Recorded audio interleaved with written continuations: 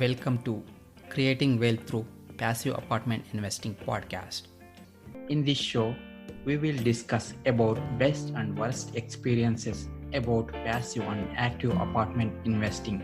And I am your host, Ramakrishna. Let's begin the show. Today's our guest is Adam Balsinger from Three Oak Management. Welcome, Adam. Hello, Rama. Thank you for having me. Sure, thank you very much. A little bit about Adam. Adam currently serves as Investor Relations Manager of Three Oaks Management LLC. Adam hails from the Greater Philadelphia area and attended Penn State University, where he studied business. He has nearly 15 years of experience in sales and as an entrepreneur, with the last 6 years being dedicated to real estate. Adam's real estate experience ranges from single-family rentals and development to the acquisition and management of multifamily assets in the Southeast region of the United States. So with that, Adam, would you like to add anything to your background? No, you did a phenomenal job, Rama, summarizing my background. You did it quicker than I would have said it too. So I'm sure your listeners appreciate that. Cool. So would you share your journey of getting into real estate and multifamily? Sure. So, I was always envious of people growing up that knew what they wanted to do with their life, right? You had people that, I want to be a teacher. I want to be a doctor. I want to be, insert whatever profession. Because I never really knew what I wanted to do. I knew that I wanted to make a lot of money. I knew that. And I knew that I didn't want to, be a slave to a job. My parents are phenomenal people and were exceptional parents and role models for me. They were each the first in their families to go to college. So I had a pretty comfortable upbringing, middle class, upper middle class. But Rama, I will say they worked hard a lot. And while I think they both liked their chosen professions, there were definitely times where, seeing them, you could tell that, they got kind of caught up in the grind, right? So I didn't really know what I wanted to do. I knew I wanted to pursue business. I got out of Penn State. I got into a sales position, just kind of accidentally. It was kind of an entrepreneurial type of environment. And I absolutely loved it. The idea of having no cap on me and being able to pave my own way and, run things the way that I wanted to run things. There's so many things about being an entrepreneur that really resonated with me. So, I learned sales. I learned how to build teams, and I opened up a direct sales business where my very first business, my team and I were selling Verizon phone and internet and television service door to door, knocking on people's doors and slinging, phone, internet, and TV. And so I built a team in New York doing that. That led me to Detroit, representing AT&T, which led me to Chicago, where I represented Quill, which was a warehouse subsidiary of Staples, Culligan Water Filters, and then a regional energy supplier. Those three, we were doing business to business sales. So that was really my first kind of foray into entrepreneurship.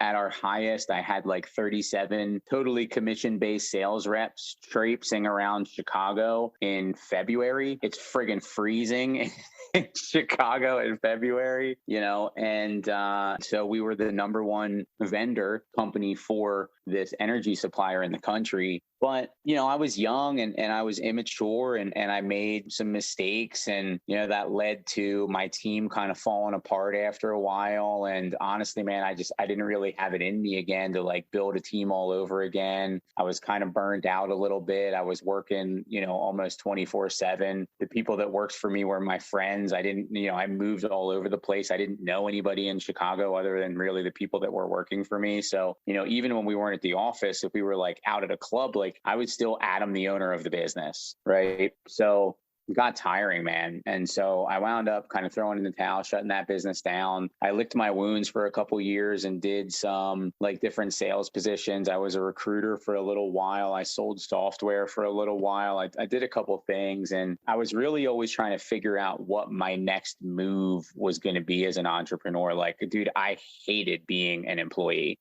I hated it. it's just, you know, the more you learn about yourself as you get older and you kind of like look at yourself and what your strengths and your weaknesses are, you know, it just was not a good fit for me. So the thing I liked about sales and the sales business is that sales is, once you learn the skill of selling and you learn your product and your script, like you sell one, you can sell a million. It's just a matter of repeating that process and that script with enough people, right? So the repeatability of real estate was super attractive to me, as well as the idea of passive income. And so I wound up paying for a guru training, learning how to flip houses. That was the first real estate business I got myself involved in. I was an owner operator. I was a solopreneur. I did mediocre, I would say at best. Like I was flipping, I don't know, like 4 or 5, 6 houses a year, was making enough money to pay the bills and have a little bit of extra cash on the side, but never really figured that business out. I was always struggling to do more volume and make the numbers work on deals. I tried GCing my own projects for a year. It didn't really help. I wound up then deciding, okay, like I need to learn how to go direct to seller because I had bought a couple of deals off of wholesalers. And so I started to learn how to go direct to seller. I spent some money on marketing and Rama, the idea was that I was going to feed my own fix and flip machine with my own leads that I was creating. And I had some leads that come in that I didn't like and I didn't want for myself. And so, you know, I kind of limped my way through wholesaling those deals. I didn't really know what I was doing. I just kind of made it up as I went. First couple wholesale deals I did were a total train wreck. The very first one I did, I made less than $500 on. My buyer actually got arrested and had to make his mom power of attorney. Like we closed on the deal. His mom closed on the deal on his behalf, like literally went to his bank account, took money out, closed, signed the document. So like we had to get her as his POA while he was in prison. It was so much time and effort for like less than $500. It was crazy. But I wound up doing a $30,000 wholesale deal off of a bandit sign. And, you know, man, I was trying to make $30,000 to $40,000 on a fix and flip. And so I had, you know, this epiphany that it was crazy for me to go through all this work and getting the money lined up and, you know, managing the contractors and picking out the finishes and all that stuff, right? If I could make almost the same amount of money without ever even having to close on the property. So I made a shift, right? I pivoted, which as an entrepreneur, like you have to do. You're constantly, you know, your end goal doesn't change, but you might have to make some pivots along the way based on the market and what your strengths and your weaknesses are, right? So pivoted, wound up doing, you know, transitioning into wholesale. I still run a wholesaling business. I have a partner. His name is Larry. He's local in Philadelphia. Our operation is based in Philadelphia. We've got a team, you know, we've got 2 VAs. We've got 3 acquisitions people. We've got a lead specialist. We've got a disposition specialist. And we just brought on full-time operations manager. So like that business is still running. But to backtrack a second, you know, the whole idea of, and one of the big things that attracted me to real estate to begin with was this idea of passive income, you know, rental income and passive income. And so the reason I was doing fix and flips and wholesales was to acquire rental properties. And I had built a portfolio. I had 18 doors at one point, and I was just not seeing the income that I had initially anticipated. And it was nowhere near as passive as I had anticipated. And this is even with third-party property management in place, right? Only people that own rental properties can understand what I'm saying when I say that having a third-party property management company does not make it passive. Like your job becomes kind of holding your property manager's feet to the fire to making sure that they're actually like taking care of your property, right? So my belief in real estate as a vehicle for passive income and as an avenue to help me build wealth never wavered. I just realized that I needed a different approach again, right? I needed to pivot again. And so I wanted to figure out how to scale. So at the rate that I was going, I joke with my wife that, I was going to be dead or 65 by the time I had enough doors to be financially free and enable myself to retire, right? So it became a question of how do I scale? How do I do more doors faster? And so that led me down the path of multifamily syndication. And that actually, I paid for a guru training there, RE Mentor out of Boston. And that's actually where I met my partner, Charles, who I believe has been a guest on your show before. So that's the story, man. We've been at it now for about 4 years, give or take. We own, we're general partners in 3 deals, 204 doors, 15, 16 million assets under management. And we are about a week away from closing on another 130 doors right in your backyard, Rama, in Greensboro, North Carolina. And we're also we ran into some issues during due diligence that we're working through right now, but we have another deal under contract that we should close in the next 30 to 45 days. That's 64 units in Columbia. So in the next, before the end of the next 2 months, we'll be general partners in 5 deals, about 400 doors, and about 26, 27 million assets under management. Cool. Awesome. Thanks for sharing that. See, I told you it was a good thing you did the first intro. Yeah. I told you I could be long-winded, right? Right. Yeah, that's fine. Yeah. So you're currently working as investor relations manager, right? So would you share a little bit about your role there? How is your typical day look like? Sure. Yeah. So, investor relations in our business is everything from branding and marketing and content to initial conversations with investors, all the way through to the point where they're deal ready. We are, presenting investment opportunities. And then I'm a big piece of kind of putting together the deals and, the way that the deal is presented and making sure that it's a good deal that is going to fit kind of what our investors are looking for. So, really the bulk of my days, and this varies a little bit. Like when we've got a deal that we have under contract, my focus shifts and I'm working more on making sure that the investor packet is ready and making sure that we're warming up our investors for, when everything is ready and when we can start accepting funds so that we can start raising capital. But when we're not in the middle of a deal and we're not prepping for a raise or we're not in the middle of a raise, really the bulk of my role is content creation and speaking with and having investor conversations, phone calls. So, basic idea is, a lot of things are funnels, sales funnels,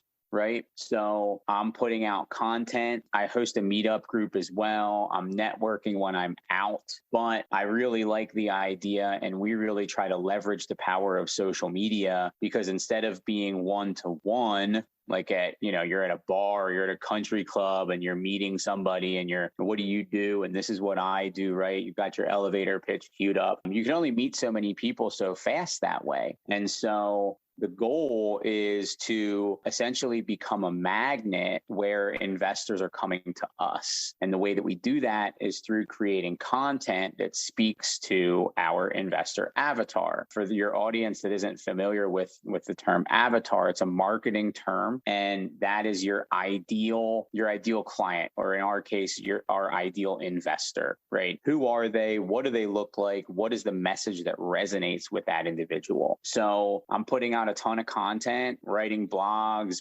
producing video content, putting out a lot of stuff that's social media related, which means that I have to understand social media and how it really works. And then, we put out a lot of content. We push people, the content, the idea behind it is essentially to push people to our website. They can sign up to join our investor club on our website. And so, we have a lead magnet. The lead magnet is free ebook that I've written. And when somebody downloads that ebook, they exchange their email address for the ebook, right? And so they then enter our kind of funnel. And so we do 506B as in boy. So we're accepting accredited and non-accredited investors. I don't really ever envision that changing. To me, it's really important to provide alternative investment strategies that have above average returns to the stock market, are less volatile than stocks and bonds, and providing amazing tax benefits to people regardless of whether they're accredited.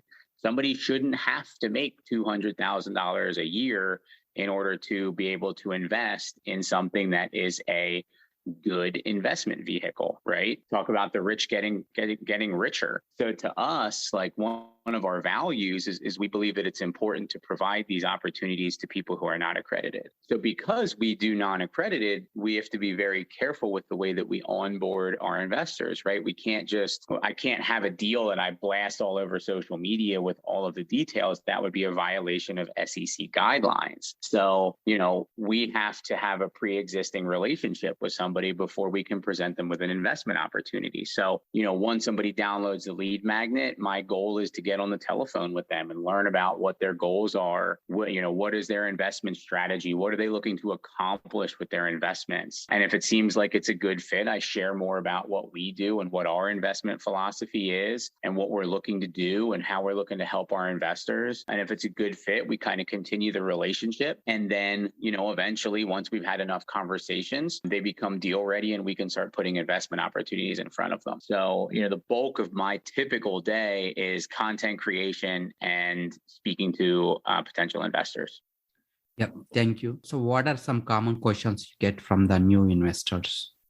So it's a really good question. And it really depends on their experience, not only in investing, but also in real estate investments. So for some people, the idea of investing in an apartment building is, like mind blowing. It's something that they've never even considered. For a lot of folks, buying a single family rental house is what they're thinking of when they're thinking of investing in real estate. So questions that we get are, why are we looking at commercial multifamily as opposed to single family? What is the benefit of them investing in that asset class over a single family rental house? Why it's a better investment and why it's actually passive as opposed to what we were joking around about before, how owning a single family rental property is not truly passive, right? So for some people, I'm spending a lot of the initial conversations educating. And for somebody that's a little bit more experienced, it is more about, okay, why do we like the Southeast? And why do we target the assets that we target? And our thought process with the deals that we target and the value adds that we're looking to do. So, my team, we're looking for value add. There's a lot of people out there looking for value add. And I think a little bit differently of what we're looking to do with a value add opportunity. We really prefer operational value add plays. So most people hear value add and they're thinking they want to go in and they want to, they want to renovate units. They want to spend $5,000 to $10,000 per unit and they want to push rents $200, $250. Well, the 3 deals that we already own, in addition to the 2 that we're working to get to the closing table, they're more operational. So we've been able to simply do basic unit turns and push rents $100, $150. So we have a slightly different philosophy there. Is it really worth spending all that money, that $5,000 to $10,000, managing the construction?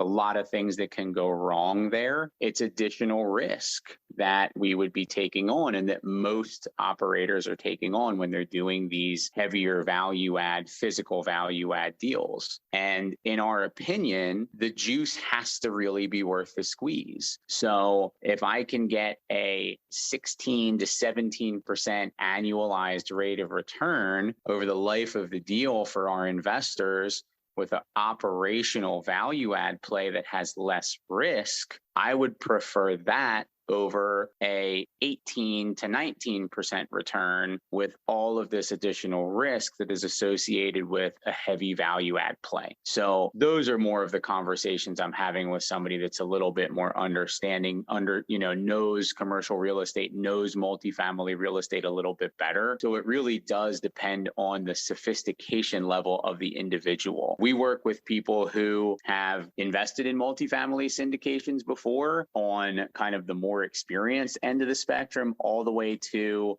they've been wanting to get invested into real estate. They've been thinking about getting into real estate, but they have never done a single real estate investment. So we work with everybody, from both ends of those spectrums all the way in between.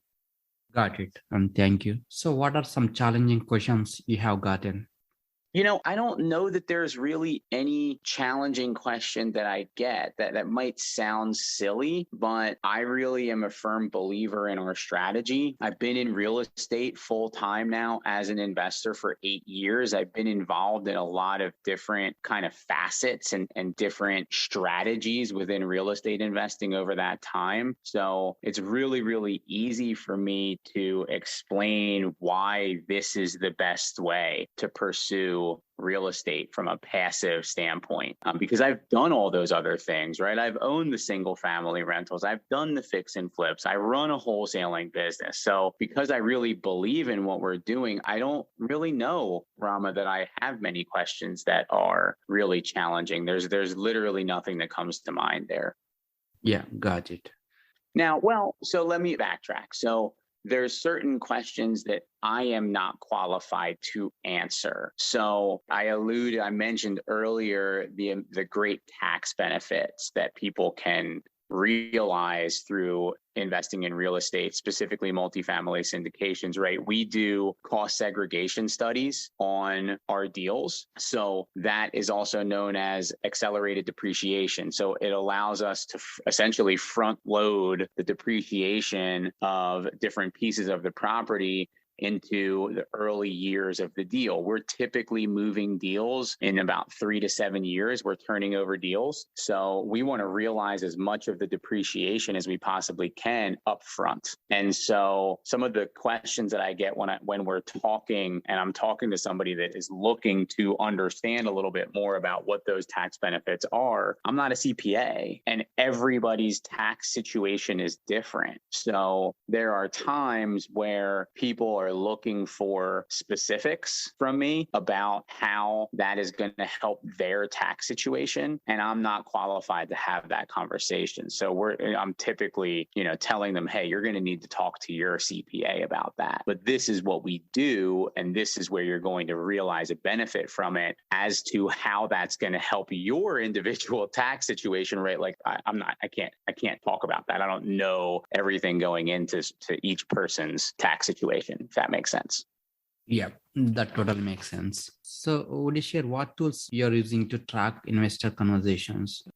Yeah, so I'm tracking every piece of content that I put out for engagement. So that enables me to kind of better understand what pieces of content are creating the most interactions online. And so obviously the goal then is to do more of those pieces of content. So we're tracking that. It's not sophisticated. I have a guy that helps me out, and we're really just using Google Sheets to track that stuff. We are actually in the process of switching CRMs. So we used to use HubSpot as our CRM and as our kind of email marketing tool, right? All built into one. We're actually transitioning over to Active Campaign. So that hasn't even launched yet. So I'm excited to try that out and to see what kind of bells and whistles that has. And then we use Appfolio for our investor relations tool. So when we have an offering, we upload all the documents into Appfolio. We share the link to those documents with our investors, and they're able to go in and they're able to view all of the documentation, underwriting, T12s, rent rolls, projections, investor presentation, and the recording explaining the opportunity in detail all through that portal. They're able to sign the subscription subscription agreement. They're able to wire their funds through that investor portal. And then we are able to manage distributions through that portal as well. So we're typically doing quarterly distributions for our investors. So we're able to manage all that stuff from within that investor portal. And then our investors also have visibility into the performance of each of their investments with us through that investor portal. Think of it like an E-Trade, right? Except it's geared specifically towards our deals and what we do. Got it. And thank you. So would you share any of your best conversations or best passive investing experience or best active investing experience so far? The best experience so far? Yeah. So I would really say that it is the repeat investors. So, when you have repeat investors, that to me is evidence that what we're doing for our investors, they find value in enough to come back and to reinvest and to invest in additional deals, right? So, a lot of times it's very common for somebody to start out by dipping their toe in the water. There's a lot of people that say a lot of really good things about how they handle their investors' money, right? But the proof is in the pudding, so to speak. So when we have repeat investors that come in and invest with us time and time again, I think that that's really the best thing that we can do and that we can show. Yeah, that's cool. Could you share any challenging or worst experience so far? So I think, this has been, like social media and creation of a lead magnet and branding, like those are all things that I did not realize I really needed to have a firm grasp on. So, the way that we initially built out an investor database was kind of the old fashioned way, right? Shaking hands, meeting people at networking events, striking up conversations with people at the country club, right? Like every opportunity that you have to ask somebody what they're doing and try to spark up a conversation, like that was the way that we were doing it. And I think that in a lot of instances, raising money can be really easy for some people. And I think a lot of it is based on their network.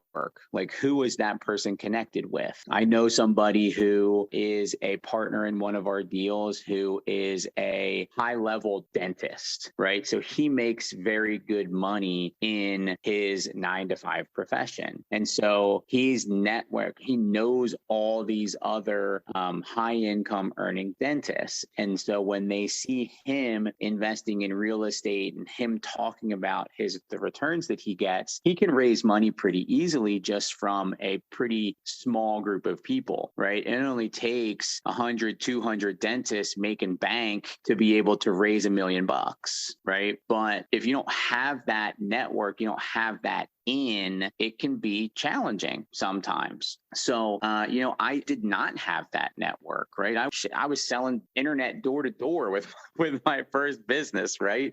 So it became a question of trying to go, like I said before, from that one to one to one to many. And so needing to learn and understand and grasp marketing was a challenge. And, I'm a visionary. I'm not an integrator. So I'm good with big picture and with vision, but putting all of the pieces together to be able to execute that vision is not my God-given talent. I can do it, but I'm not like, it doesn't just click for me, right? So trying to think of and put all these pieces together where the content directs people to the lead magnet then people put in their email to download, and then when they download, that email automatically goes into the CRM, and then there's emails that then come from the CRM, and depending on where somebody is at in our database, if they're a new investor, a deal ready investor, et cetera, what's the messaging then that goes to that person, and how do we move that person down the funnel, right? Like that stuff was all new for me. And so that was a battle, and it's taken longer than I would have liked it to have taken to put all these moving pieces together in a way where it functions and everything syncs up together and works together correctly. IT is not a strong point of mine, right? I'm early stage millennial. So I grew up playing outside and, by the time I was a little older, I was playing Nintendo, right? So I had kind of both of those experiences as a kid. So I'm functional, probably the best way to explain my abilities and my understanding of tech. I can turn it on and I can use it, but when I'm talking, when this has to integrate with this and this data has to flow into this way through the open API or what, like that is, it may as well be Martian to me, right? Yeah, got it. So any one advice that had impacted you? So I really consider myself, Rama, an entrepreneur more so than a real estate investor. And I think that there's a lot of really good advice out there for entrepreneurs, but I think the biggest thing that prevents a lot of people from moving forward in their journey as an entrepreneur, trying the business that they always wanted to start or scaling their business and making the hires, right, is fear and inaction. So a mentor of mine once said that imperfect action is the best way to learn and to get experience. So many people spend all of their time learning, educating. They want every single answer to every single question, and they're waiting for things to be perfect, and perfect never happens. And so they never take action. So that willingness and that ability to take imperfect action and know that you're going to fail along the way. There's going to be bumps, there's going to be bruises, but as long as you don't give up and you continue to learn and you continue to gain experience, you will eventually reach your goal as long as you don't quit. That is an incredibly powerful piece of advice and something that I think people hear, but they don't really hear. They hear it, but they don't really take it to heart. Yeah, got it. So any of your personal habits that are helping you to be successful? So yes, I think that personal habits lead everyone to be successful. I think it's Tony Robbins that says, it's the habits that create the outcome, right? So, I am very passionate about my fitness. I go to the gym 5, 6, 7 times a week. When I'm going to the gym and I'm pushing myself at the gym, it makes it easier for me to push myself in other areas of my life. So I'm always exercising. I'm always feeding my brain, whether it is reading or whether it is listening to podcasts. There's a ton of great information out there and ways to expand your mind and to learn from other people who have gone before you. Success leaves clues. So all you have to do is find people who have paved your way, or I guess blaze the trail before you, right? And then just consume that person's content, whether it's books, whether it's podcasts, whether it's following them on social, right? People talk about what they did and how they got to where they are. And so it's just a matter of kind of replicating some of those steps, right? So exercise for me is super important, feeding my brain with reading and podcasts, etc. And I've actually gotten out of the habit of this with my toddler. I have a little girl who is about to be 11 months old. And I really need to get back into the habit of this because I definitely notice a difference. Meditating for me is awesome. It helps me clear my head. It helps me prioritize things. It helps me be less emotional and reactionary and calmer. So those 3 things for me are huge habits that I think have helped me to become successful where I'm at. Awesome. Yeah. So any books that impacted your life and what way? So I'm willing to bet that you get Rich Dad, Poor Dad quite a bit on your podcast. I was very heavily impacted by a Kiyosaki book. Rich Dad, Poor Dad was good, yes, but Cash Flow Quadrant to me was a total game changer because here I was, running this wholesaling business, had just tried to do the fix and flip thing, and I was a solopreneur to the max, right? It was me doing everything. And I thought that, I kind of viewed that as this path to financial freedom. And, the reality is that I successfully created this really stressful and really time consuming job for myself. So, Kiyosaki in the cash flow quadrant puts employee and self-employed on the same side of the quadrant because you're still trading your time for money. And so the realization that being self-employed or a solopreneur versus being a business owner and having a system that other people work for you was like totally blew my mind. That book is phenomenal for people who are trying to figure out, what they want to do, where they want to be. So that's really, really big for me from a kind of business standpoint. And I'm sales marketing, right? So Never Split the Difference by Chris Voss is a phenomenal book on negotiation. In my opinion, it's the best book on negotiating that I've ever read. Awesome. And thank you. So how are you giving back to community? So we do a couple different things. So Charles is involved in the Rotary Club. We've donated, so he donates his time, right, to a lot of different events through Rotary. As a business, we've donated financially and supported a lot of different things that the Rotary Club has been involved in locally here in Charlotte. For instance, we donated a bunch of headsets to a high school in West Charlotte to help enable them to do more, virtual learning, right? My wife and I do quite a bit of donations. We donate money really every month to causes that speak to us. So most recently, we donated to the Underground Railroad, which is essentially to combat slavery, childhood sexual slavery. So that was our most recent donation that we made to that organization.